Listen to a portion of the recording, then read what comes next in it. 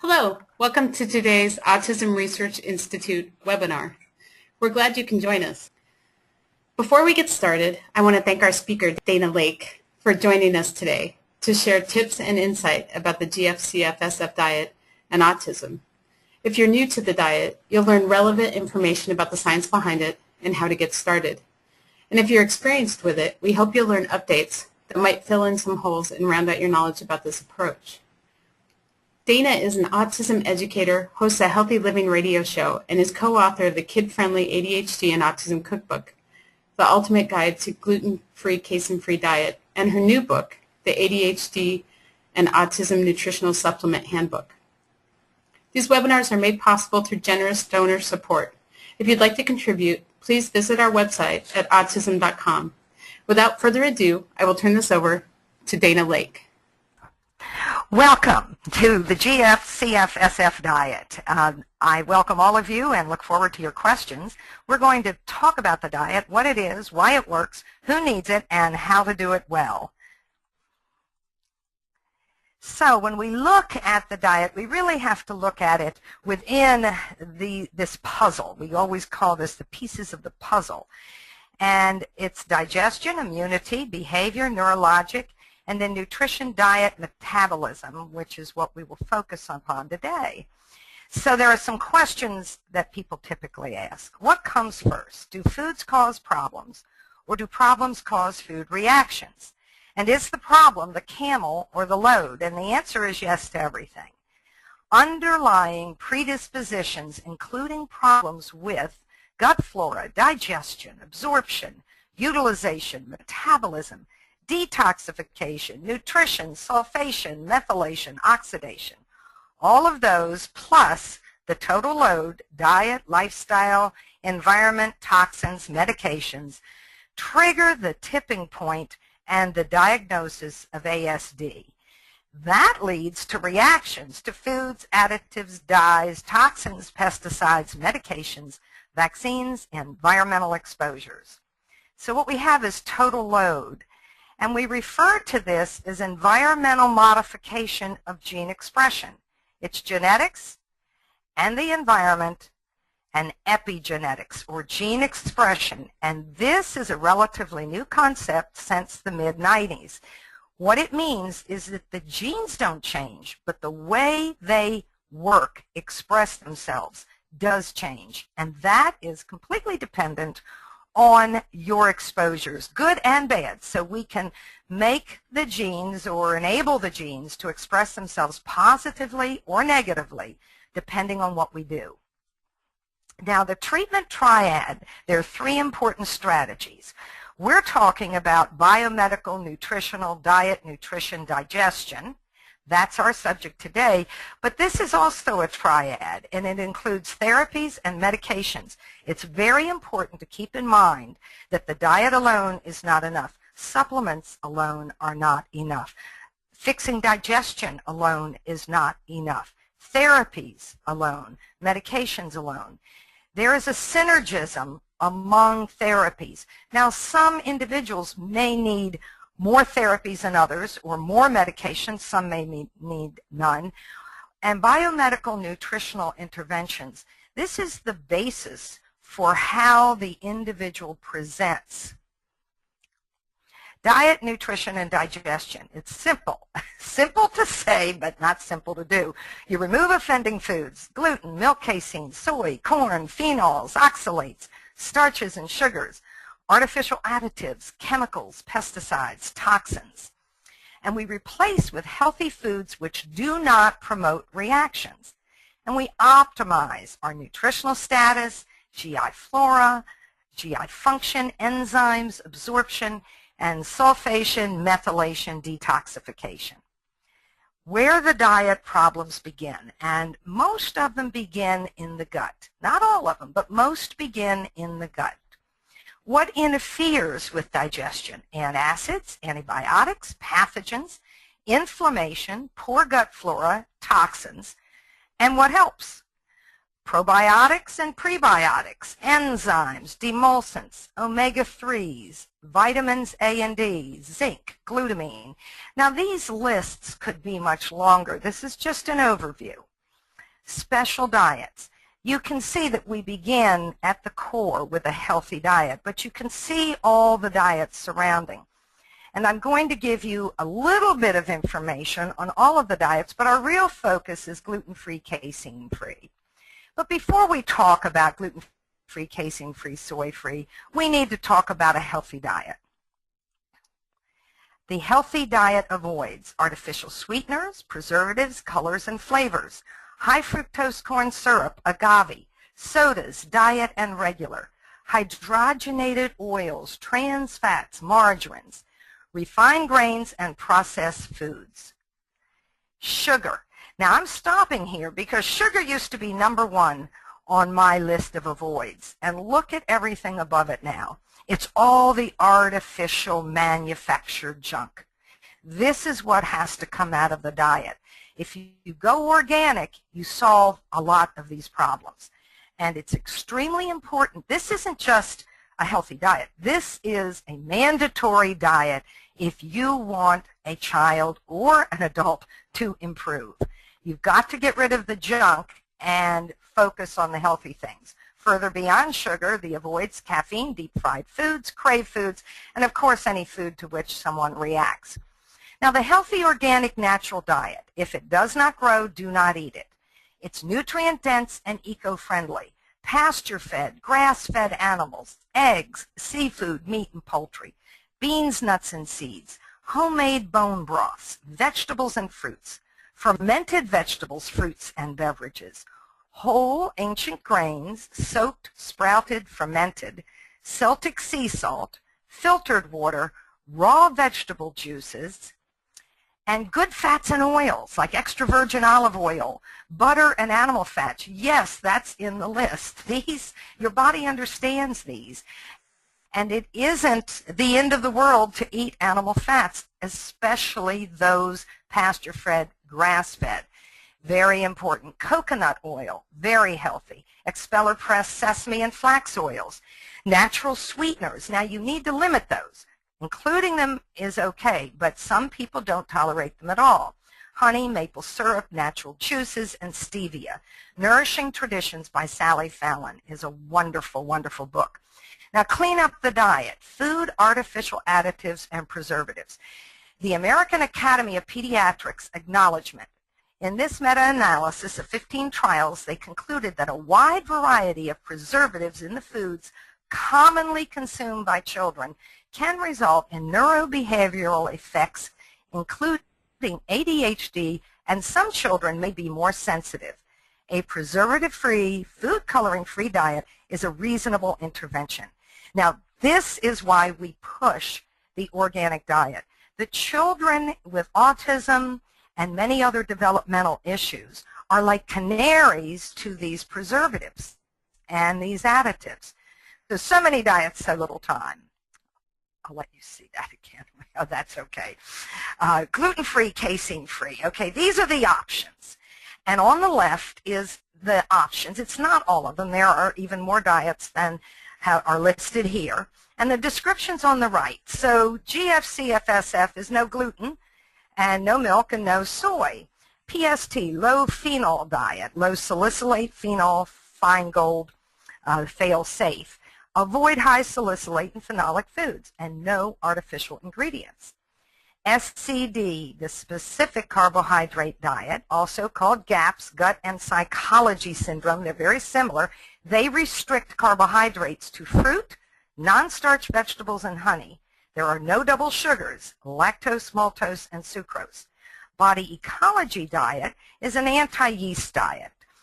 Anti-yeast, no sugar, use of fermented foods, and food combining. The LOD, low oxalate diet, avoids nuts, beans, greens, some grains, and fruits. And people have this problem if they have dysbiosis, poor gut flora. Now, basic healthy diet. Nourishing Traditions, I mentioned, and we talked about that. FODMAP, it's an avoidance diet of fermentable, oligosaccharides, disaccharides, monosaccharides, and polyols. It is a combination of many of the diets above. And a rotation diet is based on food families and 4-day rotation. Julie Matthews is responsible for this slide, and you should look at her recommendations. She has excellent books and cookbooks, Julie Matthews, so make sure that you access her information. Now, which diet or all of the diets? GF-CF-SF is usually the best diet to try first, but not always. You have to select the diet based on symptoms and findings. So where do we start? Here's the special diet group, and we're starting with gluten-free, casein-free, soy-free. Let's see, we go forward. Here we go. Now what it is. No glutens, wheat, oat, barley, rye, spelt, and kamut. This is a short list. We'll go into a more extended list. No milk products or milk casein. That's milk protein. No soy, edamame, miso, natto, tamari, tempeh, and tofu. When to use it? When there are gluten and milk cravings. If that's all the person eats, if that's all your child eats or adolescent or you as an adult eat, then you have to be suspicious. Usually it's about 75% of the diet, and people are unhappy if they don't get the gluten and or milk cravings.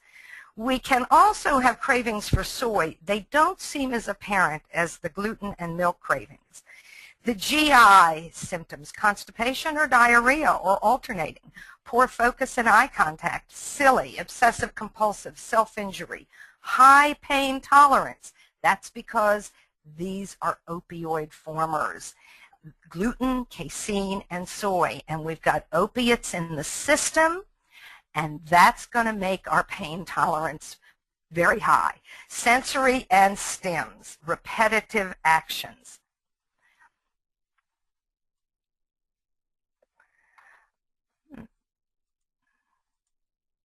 What it does, it eliminates opioid source foods, gluten, casein, and it improves focus, attention, eye contact, behavior, and it reduces the stims, the cravings, the picky appetite, and GI issues.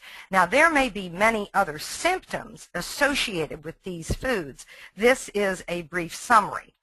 So a GF-CF-SF organic and nutrient-dense diet. We look at 3 of the necessary categories for humans: protein, fat, and carbohydrate. I am not using a pyramid on purpose because the pyramid is actually incorrect. It is not what humans require. This is what humans require: protein, fat, and carbohydrate. In those categories, you have choices. So under protein, you have animal and plant sources. So we get seafood, meats, poultry, eggs. No milk products when we are GF-CF-SF. Beans, no soy, nuts and seeds. So we do not have to have milk products. We actually don't have to have each item on this list. We just need a variety of protein sources. And milk products are not a food group. They are a choice of protein. Then fats, saturates, unsaturates. Now, under the unsaturates are the mono and polyunsaturated fatty acids. The monos are olive, avocado, almond oils, and the foods, olive, avocado, and almond. And the omega-3 and omega-6 polyunsaturates are essential. We have to take those in. We do make saturates. We do make omega-9 fatty acids. But we don't make omega-3 and omega-6. We have to take them in. Fish, beans, nuts, and seeds, your omega-3s. Vegetables and their oils. And the carbohydrates. These are plant foods. Vegetables, fruits, grains. No gluten on GF-CF-SF. Beans, nuts, and seeds. Now notice that beans, nuts, and seeds are good carbohydrate plant fiber sources. They also provide the precursor to omega-3 fatty acids, but I will say in here that many people don't make the conversion well. So beans, nuts, and seeds are not necessarily the best source. Seafood sources are best for EPA and DHA omega-3s. And the beans, nuts, and seeds are protein sources. So notice how important they are and how they should be included. So what's the dope on opiates? Proteins are chains of amino acids.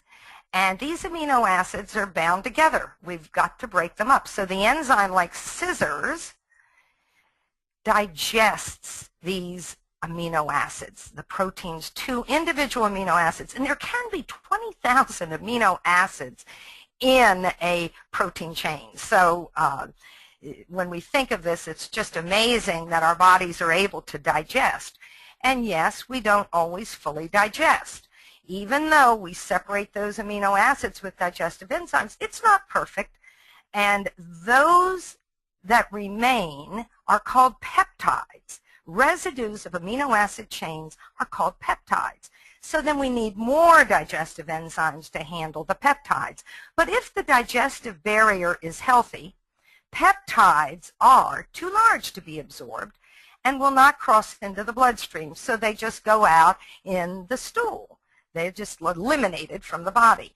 Now, if the gut barrier is leaky, peptides can be absorbed into the blood, stimulate an immune reaction, cross into the brain, and act as false neurotransmitters. So here is a brain-bowel connection. The leaky gut, enhanced intestinal permeability. That's the more appropriate way to call it, but most people, even in the professions, call it the leaky gut. When the gut mucosal barrier is too permeable, it allows large molecules to cross into circulation, very much like holes in a window screen allow flies in the room. Okay, so the enzyme dipeptidyl peptidase 4. Here's part of the culprit. It affects T cells. This enzyme has some important jobs to do. It affects T cells and immune responses. It suppresses tumor development. It participates in glucose metabolism, and it breaks down the bioactive peptides, including opioids. Now, it works on those with proline as the second amino acid from each end. If DPP4 is deficient, it's usually in a subset of people with autism, and it increases the opioid burden from gluten, casein, and soy. There are other individuals that experience this to a lesser degree, so they may have some of these symptoms, but not as obvious as symptoms.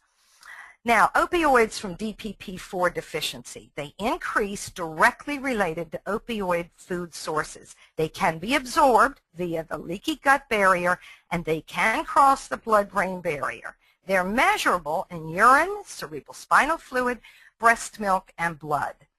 And this is what they look like. Gluten opioid peptides are gliadorphin, and bovine casein opioid peptides are casomorphin. And you can see they're very similar. In red are the different amino acids in these structures. Now, DPP4 function, this enzyme function, it turns opioid peptides, these large peptides, into single amino acids so we can use them. They're not useful if they don't cross the gut. And the single amino acids cross a healthy gut. Now, we build up these opioid peptides to high levels from poor digestion of specific proteins. So that can happen. And the opioid formers are gliadorphin from gluten, casomorphin from casein, and soy has also been identified as an opioid former. Now what happens is we get excessive opioid peptides. And if DPP4 functions well, and we have enough of it, we'll still make the conversion to single amino acids, and the gut feels good and the brain feels good. So there are no problems if any of the following are true. No opioid sources, gluten, casein, and soy. Opioids are well digested. The gut barrier is healthy and not leaky. And keep that term leaky in mind, okay? Because that's the thing we want to remember as we talk more about this and a little bit about some of the others.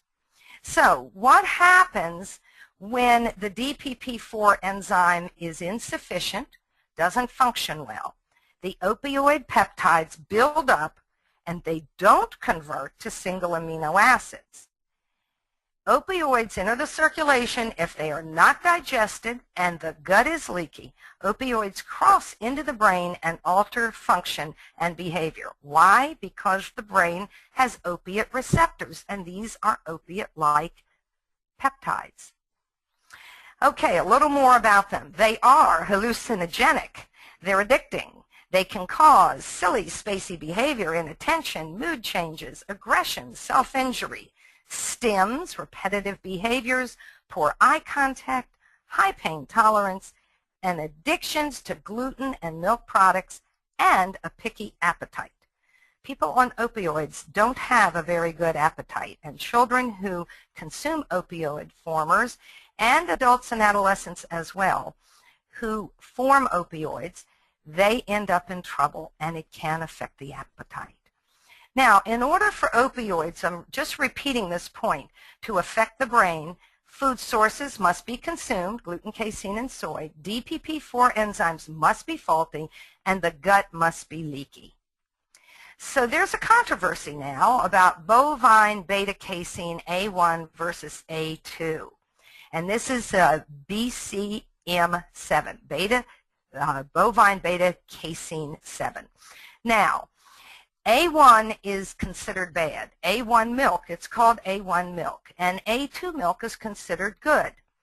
Now, what's the difference? The A1 bad comes from Holstein cows, which are primarily found in industrial. They're industrial. They're in the large farms. The small farms, the local farms, have the brown, Swiss, Jersey, Guernsey, Asian, and African.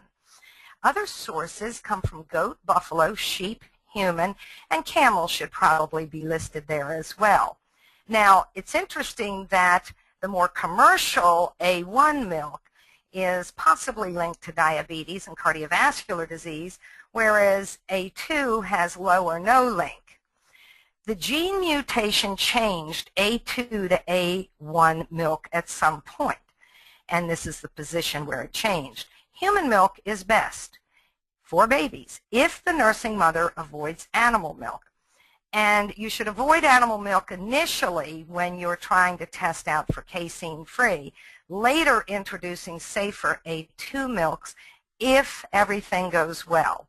You don't reintroduce a food when you have had a child, adolescent, or adult who responds well to the avoidance. You don't reintroduce that unless the person is really in recovery and done very, very well. So if milk is tolerated, use milk only from pasture-fed animals.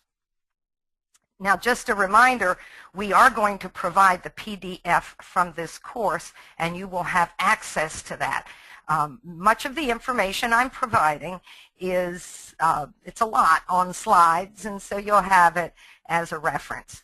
In the GI tract, the BCM7 casomorphin opiates actually have a beneficial effect in the GI tract. Okay, they're not supposed to be crossing. They're supposed to be working only in the GI tract. They affect GI growth and development, motility, absorption functions, secretions, immune function, dysbiosis or biosis, how well the gut is has flora, how well it forms a microbiome that's healthy. And the problems occur when the opioids are absorbed through a damaged, leaky gut. Okay, food opiates, hypothesis or fact. Food source opiate-like endorphins have been identified in urine, CSF, breast milk, and blood. They've been linked to autism, postpartum depression, infant SIDS, schizophrenia, behavior and attention problems, and changes in brain function. And these are good references here, and you will have those. Okay, let's look at some clinical pearls on GFCFSF. Negative tests for gluten and casein are not proof that gluten and milk are tolerated. A trial avoidance is the best test. For celiac, testing includes a blood panel, a small intestine biopsy, and the gene test. Absolute avoidance is the solution right now. The future is optimistic, and that's from Alessio Fasano.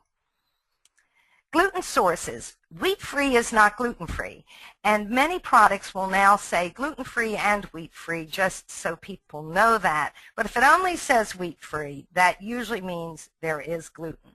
So gluten grains are wheat, rye, barley, triticale, spelt, kamut, semolina, groats, oats, and they're hidden in hydrolyzed plant proteins, hydrolyzed vegetable protein, artificial flavors and coloring, dextrin, malt, citric acid, MSG, soy sauces, and Play-Doh, which is why some children love to eat the commercial Play-Doh. Gluten substitutes. Wheat-free, again, is not gluten-free. So we use rice, millet, quinoa, amaranth, buckwheat, wild rice, corn if tolerated. We try to discourage corn because so many people who have these sensitivities also have problems with corn, and also teff. Montina, sorghum, tapioca, taro, yam, sago, malanga, and lotus. There's also water chestnut, Jerusalem artichoke, nut flowers, bean flowers, seed flowers, coconut flour, and yucca, cassava, and Laura's gluten-free oats. I should say guaranteed gluten-free oats. Now for thickeners, we use agar, arrowroot, cornstarch, gelatin, guar gum, kudzu powder, potato, tapioca, sweet rice flour, and xanthan gum. Now books have much more detail for you than we can provide in the slides, and our book, the Kid-Friendly ADHD and Autism Cookbook, it's the ultimate guide to the gluten-free, casein-free diet. I think you'll find it very helpful. Julie Matthews' books. There are many resources out there. Our book is not the only one, and the more resources you access, the more informed you will be. This is just finding out what substitutes you can use for wheat flour when you're trying to bake. So here is the amount of buckwheat flour, corn flour, chickpeas, etc., down to tapioca flour. So that's something you want to look at. And then thickener substitutes. Arrowroot, bean flours, cornstarch, unless corn's a problem, gelatin powder, guar gum, potato starch, and tapioca. Xanthan gum, it's a substitute for gluten because gluten provides a stretch and binding and texture. It's hard to imitate, and that's why it's very interesting how well we have been able to substitute for gluten and have some delightful and tasty products. Breads, we prefer less cakes and cookies. Just because it's gluten-free, casein-free, soy-free doesn't mean it's healthy. So we tell people they need a healthy diet. We don't want to go from junk, gluten, casein, soy foods to junk, gluten-free, casein-free, soy-free.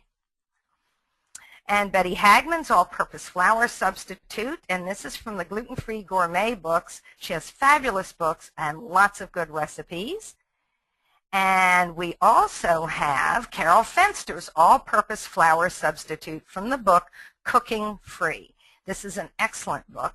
You'll enjoy her book as well. And commercial gluten-free, casein-free, soy-free breads and pastas. There are a lot of connections here. Go to gfcfdiet.com. You've seen that on the slides. It's excellent. gfcfdiet.com. You can look up spaghetti sauce. You can look up any kind of food, and they will give you the commercial foods that have that product, and they give a lot of information. You still may need to absolutely call the manufacturers. So what about milk? Casein sources. Little Miss Muffet was wrong. Animal milk and cream, these are the casein sources. Butter, butter flavor, buttermilk, casein, caseinate, cheese, Cool Whip, condensed milk, cottage cheese, and cream cheese. Evaporated milk, galactose, half and half, ice cream, ice milk, kefir, yogurt, lactose, lactalbumin, sherbet, sour cream, and whey. Now, milk-free is not casein-free, so again, you have to check and make sure that your product is casein-free as well. So here are substitutes: rice, coconut milk, coconut yogurt, hemp milk, soy milk, unless we're soy-free. I leave that in there because sometimes we are stuck on some people. We've had some children whose soy is all they tolerate, but we prefer not to use it. Tofu milk, potato milk, nut milks, and advanced dairy-free. Now, oil and butter, coconut and ghee, that's clarified butter. Lard is best in baking, and that's what margarine was developed to replace, and lard's actually far healthier than trans fatty acids and margarines. Earth balance, and then the kosher, ice cream, fruit popsicles, sorbets without milk, Italian ice, non-dairy ice cream, and GF, CF, SF chocolate. So there are all these alternatives. The wonder food, coconut, the new functional food. It's healthy, nutritious. It's a seed that is good for digestion, immunity, and cardiovascular health. Coconut water is the liquid in the coconut, and its natural electrolyte solution far superior to any sports drink, and actually used during wartime in emergencies as an IV electrolyte solution because it most imitates the human bloodstream, the electrolytes that are in there. It really is a wonderful drink, and it's far superior to any of the commercial sports drink. I just want to reiterate. Now, the jelly-like kernel has enzymes, nutrients, and fiber, and the coconut milk is made by squeezing the grated flesh. Coconut milk can be fermented into kefir or yogurt. Both contain an abundance of flora. Hemp milk is perfectly legal. It contains no THC, and it's produced from the seeds of the hemp plant, and it's a very healthy alternative for milk. It is not SCD compliant, specific carbohydrate diet compliant. It contains proteins and amino acids, vitamins, minerals, very healthy. Milk product substitutes. Now, these are the substitutes and how you can, how much you need to use for like a cup of milk. You can use 1 cup of rice, nuts, soy, hemp, coconut milk, a cup of yogurt. You can use 1 cup of coconut or soy yogurt. If you're soy-free, you're not going to be using the soy. I put that in there so people would know, especially those where soy has been the one thing that a child tolerates. Now, sounds like dairy, but it's not. Calcium lactate, calcium stearoyl lactylate, cocoa butter, cream of tartar, lactic acid, oleoresin, sodium lactage, and sodium stearoyl lactylate. GF-CFSF, are glutens, milk, and soy essential or not? Well, they're really not. Grains and milk products are not essential food groups. They have been part of the human diet for only 0.005% of 2 million years of total human history and 0.05% of 200,000 years of modern human history. They are not required for human life. They are choices within the 3 food groups. Glutens are grains, a carbohydrate choice. Milk products are a protein choice, and soy is a protein and carbohydrate choice. The following must be maintained: calories, protein, and nutrients. So the protein, here are guidelines for the ages and how much protein, and also 8 grams of protein is found in an ounce of fish, poultry, or meat, 1 egg, half a cup of beans or hummus, and 1/4 a cup of nuts and seeds, 2 tablespoons of nut butters. So you can see the protein grams per day on the left based on age, and you can see what 8 grams of protein is in so that you get a good idea. Replacing calcium when milk is eliminated, again, the age groups and the substitutes. Now, only the fortified coconut milk, hemp, or almond milk has really enough calcium. All these substitutes need to be fortified. They do not have the amount of calcium that's found in milk.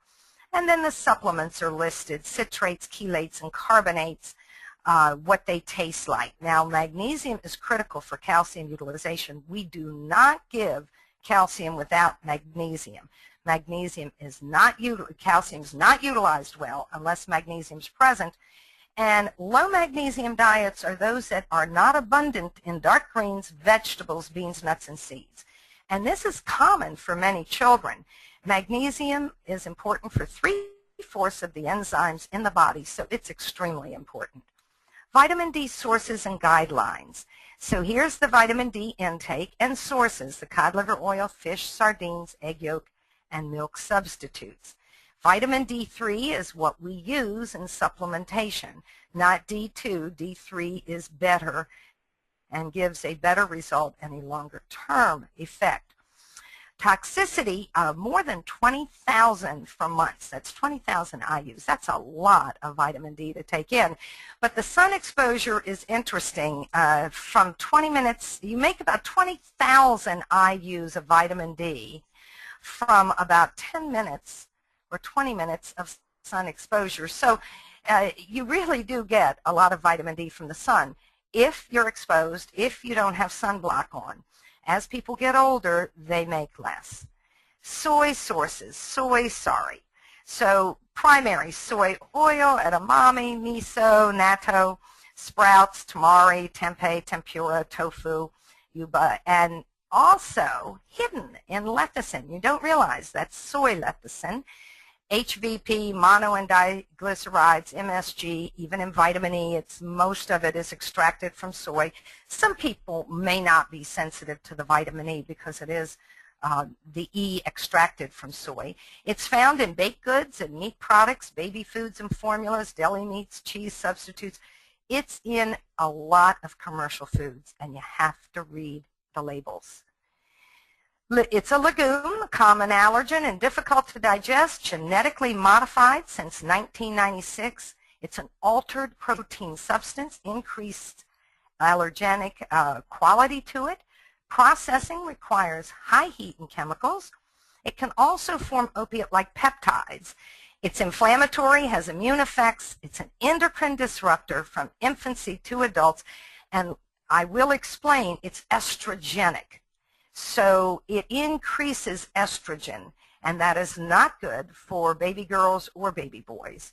And long term, it can have problems, cause problems. Goitrogen, it's a blocker to thyroid hormone synthesis. Phytate and oxalate content in soy leads to nutrient malabsorption of many minerals.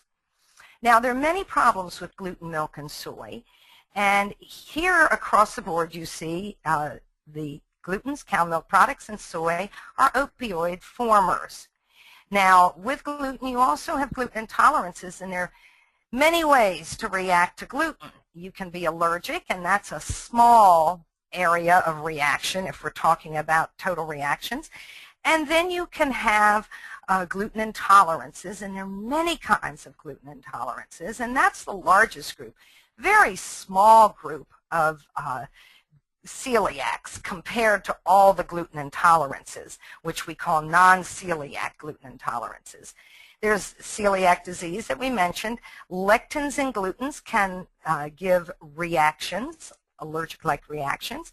It's pro-inflammatory and has allergy potential through IgE, histamine, and IgG, hidden delayed reactions. Cow milk products, it's an opioid, of course. Lactose intolerance, lectins, pro-inflammatory, increases mucus, has propionic acid, which in rats has been demonstrated to create autism symptoms and is reversible upon cessation. Very interesting work by Daryl McFabe. Oxalates are also in milk products, allergy potential, IgE and IgG. Soy, again, opioid source, common allergen, difficult to digest. We just went over this, genetically modified, pro-inflammatory, endocrine disruptor, goitrogenic. It has oxalates and phytates, and it leads to malabsorption of minerals, and again, allergy potential. So what's left to eat? So the gluten-free, casein-free, soy-free, organic, and nutrient-dense diet. We looked at this before. I'm just bringing it up again. This is what's left to eat. You take the reds out, no milk products, no soy, no gluten, and you have a lot of food.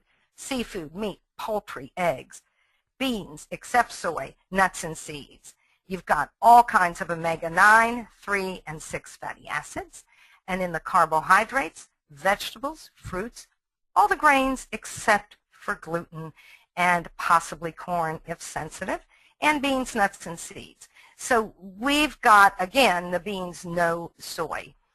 So the child basic organic square meal. I told you I don't use a pyramid. We use a square meal. It's like a picnic plate. And more vegetables on the left, protein at every meal and snack, and fruit and less starches. You do not have to have fruit and starch. You can substitute for more vegetables, but you've got to have protein at every meal and try to get as many vegetables in as many different ways as you can. Raw, steamed, cooked, juiced, included in soups, any way you can. Very important. Now, let's look at this. This is a regular organic or basic organic meal. The next slide is going to take out the milk products and take out the glutens just as a graphic. So I'll go back to show you. Remove those. And now you've got no milk, casein, or soy, and no gluten. And then this is the adult version. So this is a very helpful handout, very helpful guideline, just visibly. You can think of a picnic dish, a picnic plate that's divided, and some of our families actually buy the divided plates and use it that way so they can remind themselves and even make a chart and have children who are able to do this cut out pictures of the foods that they eat and will try in the different categories. Very easy to understand. So protein goals and serving sizes, you want to include, as I said, some protein at every meal and snack. This is not a high protein diet. It's a good human diet. So we've crossed out the dairy, and we've got seafood, meat, poultry, cheese, eggs, beans, hummus, nuts and seeds, and nut butter. We've broken it down by age so that you can see how many grams a day, and for 3 meals a day, how many grams are a serving. And each person's palm is a serving size. So your palm is a serving size. An adult might be 3 to 5 ounces. A larger, an older child might be 3 ounces as a serving size of seafood, meat, poultry, and cheese we knocked out. And a young child is going to be about 1.5 to 2 ounces of those. So you can look at these guidelines. It makes it easy for you. Vegetables, fruits, and grains. High fiber vegetables. As I said, raw juice, steamed in soups, smoothies, and purees added to spaghetti sauce and muffins. You can get those vegetables in very easily. Fruits. Whole fruits are best. Add to smoothies. Avoid fruit juices or dilute juices with water. Use dilute juices if you must, a 1-to-4 ratio. Grains, rice, quinoa, buckwheat. Now, daily servings are broken down here by age, and the vegetables, the fruits, and the grains. But grains are a carbohydrate choice, not a mandatory food group. And many people do not handle grains at all. So if not consuming grains, expand vegetables and beans. 1 grain serving equals 1 small slice of bread, a half a biscuit or small muffin, and a half a cup of rice, pasta, oatmeal, or granola. Now, overwhelmed? Yes, I'm sure you are. That's why the PDF will be helpful. Hang in there. The yuck factor. Perception is reality. Zinc deficiency increases poor taste bud function and taste perception, sensory dysfunction and oral sensory dysfunction, accumulation of toxic metals, and toxic metals and zinc deficiency increase pica. It's an appetite for non-food substances and food aversions. You have to correct the nutrient deficiencies, get rid of the problem foods, and consider feeding therapy if necessary. This is a very important issue. The picky appetite is not a stubborn behavior. It is the result of imbalances in the biochemistry. It is usually associated with the presence of toxic metals and almost always associated with zinc deficiency, can also be associated with calcium, magnesium, iron deficiencies as well. So what happens is without the zinc, you don't get appropriate development of taste buds. You don't get appropriate development of the sensory receptors in the body, in the brain. The yuck factor, again, perception is reality. The clinical pearl on pica. Pica is the eating of non-food substances such as dirt, paper, crayons, paint, wood, clay, and even feces. Parents may not always reveal these, and it's important information. Correct the nutrient deficiencies, get rid of the problem foods, consider feeding therapy if needed. The diet, some basics. Select the diet that matches the symptoms. Start one diet at a time. For GFCF-SF, if removing both is difficult, first avoid milk. It clears sooner. Then remove gluten. It is best to avoid soy too. Go gently into the diet. Slow introduction. Withdrawal symptoms are common.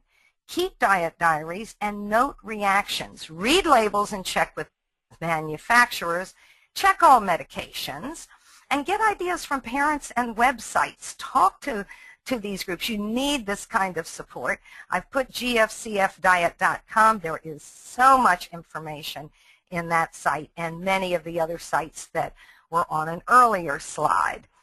So, more basics. Improving digestion. This is for everyone. Deep breathe prior to eating. Chew thoroughly. Eat slowly.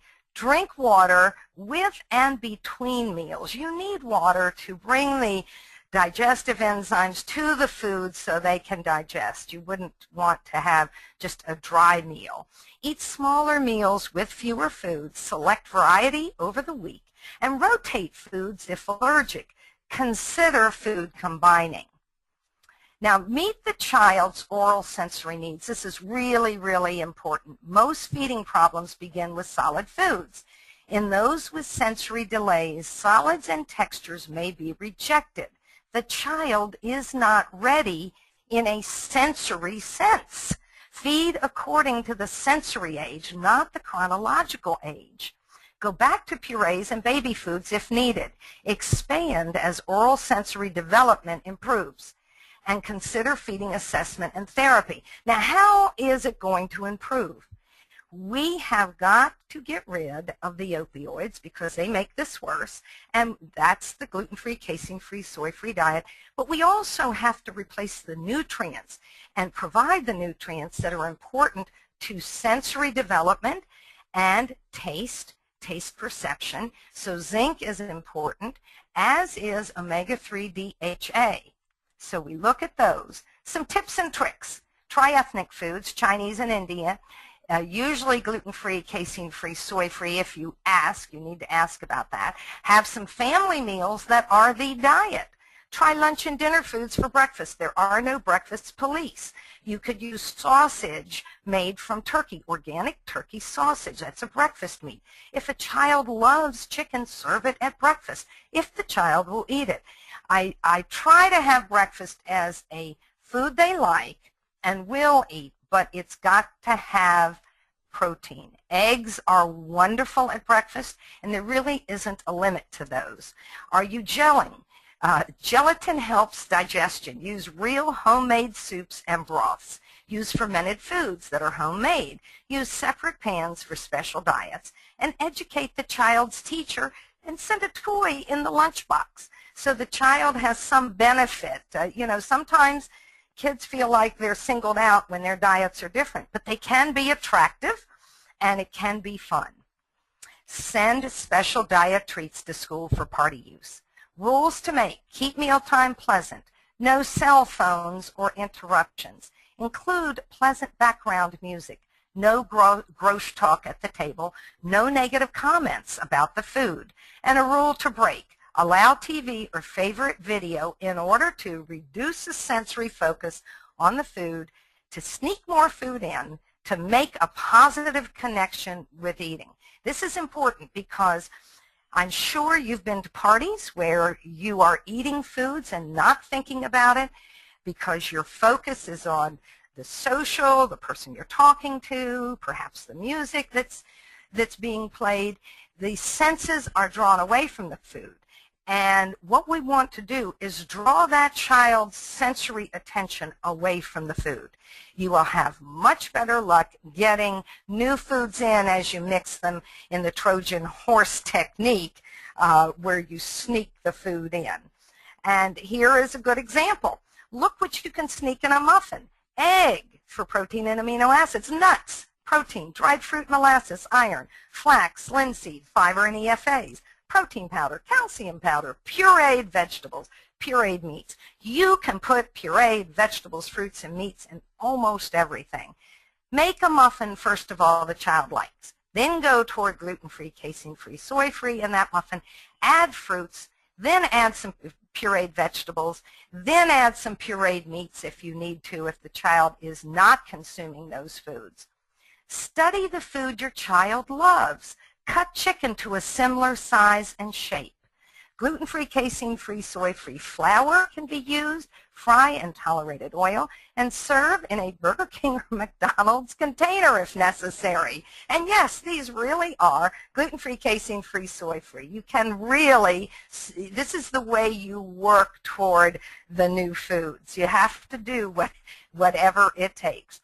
When the whole family goes on the diet, it's easier on the child and you get better compliance. There's less opportunity for sneaking, less cross-contamination, and others may experience improvement in digestion, energy, focus, attention, and immunity. And it's helpful with ADD, ADHD, and mood disorders, so everybody can benefit. And promote optimism. Be positive about this. Let a child be proud about what they're doing and encourage and support them in what they're doing. How careful do you need to be? Strictness counts. Milk clears the system in weeks to months. Soy clears the system in weeks to months. Gluten may take 3 to 6 months or more.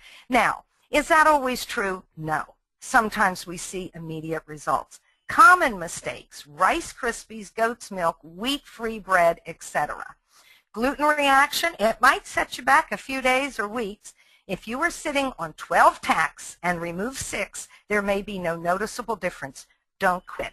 This is Sidney McDonald Baker's tack theory, and I love this theory. I've expanded it and put more tacks in it than Sid had, because if you think about this, we don't always know how many things are going on in that body. Have we done gene SNPs to see if there are genes, the MTHFR SNP that makes the need for folate extremely high, and that there are methylation defects? There are lots of tests that can reveal what's going on in an individual, and each one of these are tacks.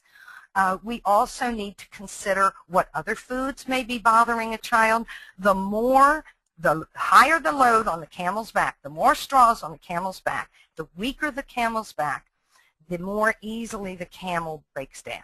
And so each individual is different with regard to their innate, the genetics, what they come into the world with, and they're unique as to what they're exposed to as well. So don't quit. You keep going. What about mistakes? Give extra digestive enzymes as soon as possible. Alkalize, sodium, potassium bicarbonate. There are a number of products out there. Increase fluids. Activated charcoal works if given immediately. It can also bind medications and supplements, so keep that in mind. Benadryl or another antihistamine. Epsom salt and soda, baking soda bath, or magnesium sulfate cream. Increase probiotics, double or triple. Melatonin for the reaction of insomnia. And investigate the reason and create safeguards. Is the diet forever? 3-month trial of a strict gluten-free, casein-free, soy-free diet is reasonable. Take 1 day at a time. There is no way to know exactly when to stop. The underlying issues must be resolved, and those underlying issues include gene SNPs, gene variants, what is innately wrong in the biochemistry and the way genes express themselves in an individual, nutritional deficiencies, digestive issues, inflammation, immune disorders. Those need to be resolved. The diet may not show you as much improvement as you were expecting if those other issues aren't resolved. And these can be done at the same time. I like to get the children on the supplements first. As parents clean up the diet and introduce gluten-free, casein-free, soy-free options.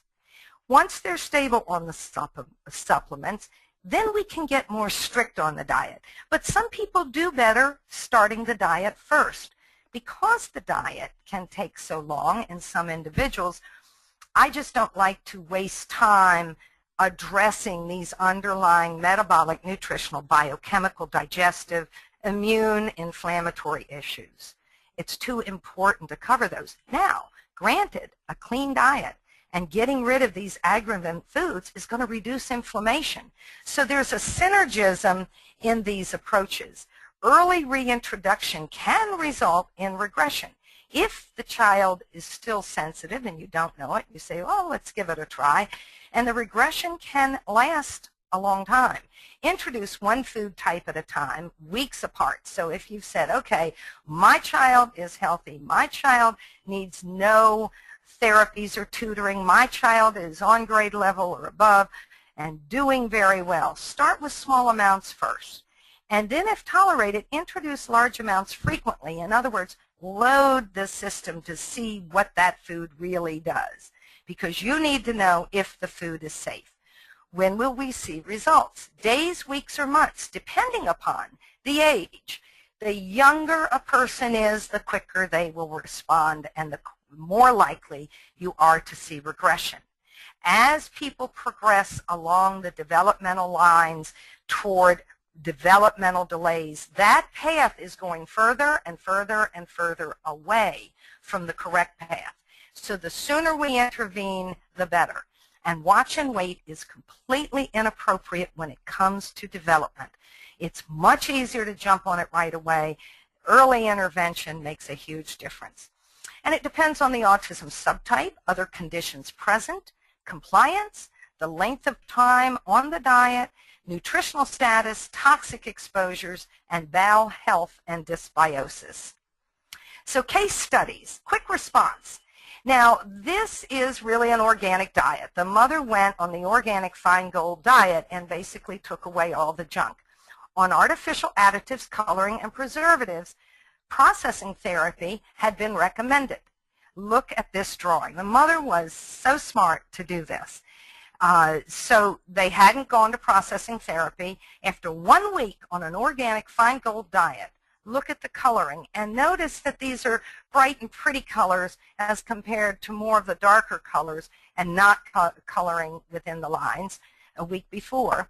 And then after 2 weeks, they went for processing therapy evaluation and it was not needed. And look at the ability there. Now, preventing pre-autism. This is sliding in and out of pre-autism, and Mary from birth to 18 months. And the history is that Mary was a healthy infant, breastfed, but had delays in sitting, crawling, standing, walking, language, eye contact, oral motor, and social awareness. The mother's diet connections. When the mother was on gluten, milk, and soy, regression occurred. Social and eye contact were poor, communication poor, crawling lopsided, and she ceased pulling up to stand and was not walking. Mom went on a gluten-free, casein-free, soy-free diet. Development progressed, social, communication, and physical milestones. And she was age appropriate by 18 months. So I call this sliding in and out of pre-autism. So if we look at the changes in Mary, first of all, the mother was a skilled observer. She's a speech therapist, and she has knowledge in gluten-free, casein-free, soy-free diets. And she was alternating her diet from going off the diet to on the gluten-free, casein-free, soy-free diet. And Mary regressed off the diet and improved on the diet. So this occurred over repeated attempts. And what I'm showing you is that the improvement scale was lowest when Mary's mom was off the diet. In other words, consuming gluten, casein, and soy. Then when she would go on the diet, there was more improvement. And off the diet, sank down again, improved again on the diet. And I thought this was a very good way to show it. Mary's mother gave me her estimates on this scale of 0 to 10 as to where her child was. Simple and quick improvements with the diet. It can happen. Now, this is a little boy who has Asperger's, and he's from birth to 6.5. We're looking at him. He came to see me at 6.5. So this is what we saw. Poor schoolwork habits, poor attention to work, difficulty getting to task, constant reminders, hyperactivity, stims, and OCD. Now, this is before she just went gluten-free, casein-free. And after 7 days on the diet, significant improvement, better attention to work, settled in immediately, responds to requests, calm, and significantly reduced problems. The aggression